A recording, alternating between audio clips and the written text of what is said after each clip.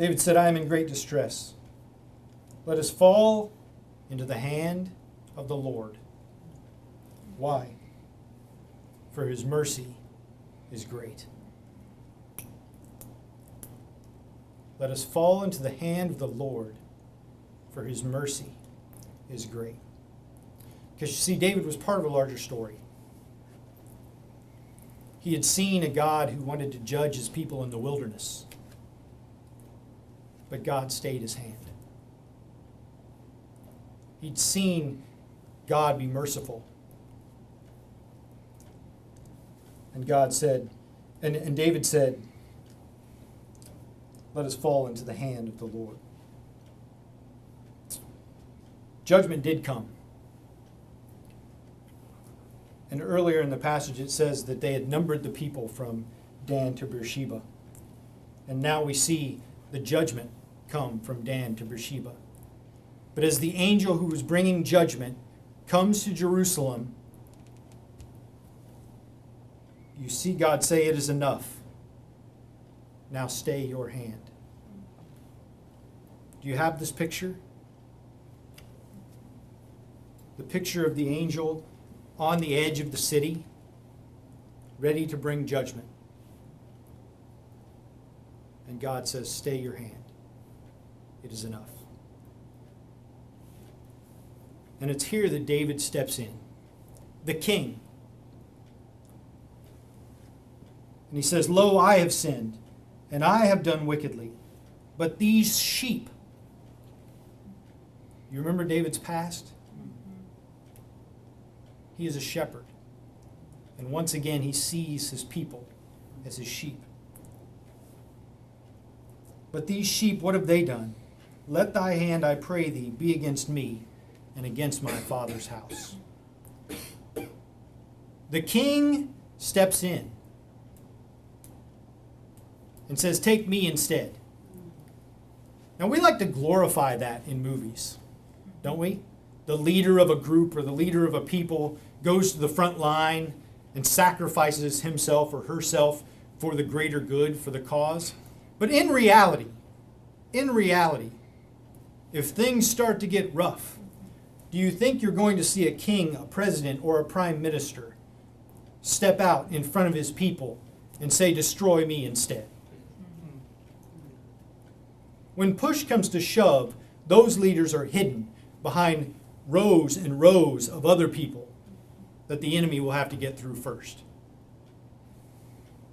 But the king steps up and says, let the judgment be against me and my house. David was submissive to the true king. David was willing to sacrifice himself for his people. And as we go through the history of Israel, and as they break covenant with God over and over and over again, you see God's hand stayed. They could have been destroyed by the Assyrians, but they weren't. They could have been destroyed by the Babylonians, but they weren't. The Persians, the Greeks, the Romans, but they weren't. And in the midst of that, the king enters the scene. And he walks among his people. And the blind and the lame and the outcast say, Son of David, have mercy on us.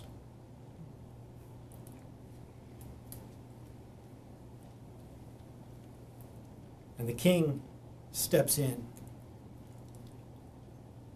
And he cuts a covenant with his own broken body.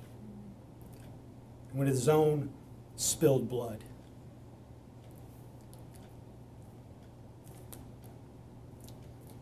This is the king that we serve. This is the king that we get to shout with the angels, worthy is the Lamb who was slain to receive power and wealth and wisdom and might and honor and glory and blessing. To him who sits upon the throne and to the Lamb be blessing and honor and glory and might forever and ever. Amen. This is the King who we serve. This is our story. This is our community. And we learn something else from David through the rest of the chapter.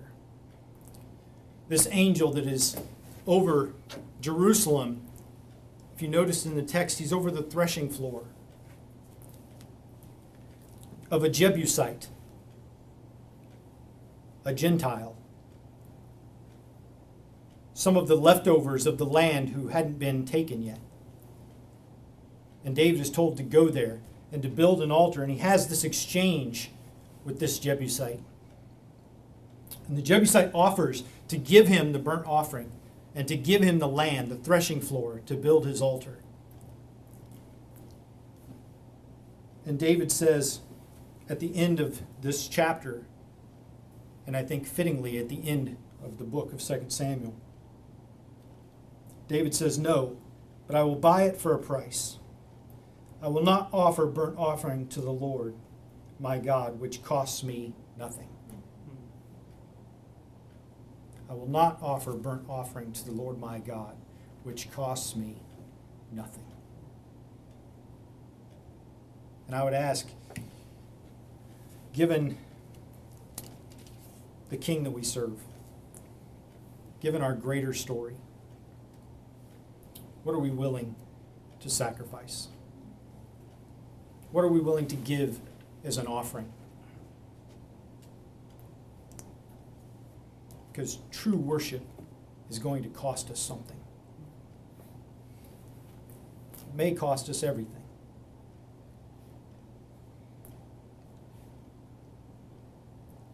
But we serve the King who is worthy. I'd just like to close us with this benediction from Romans chapter 12.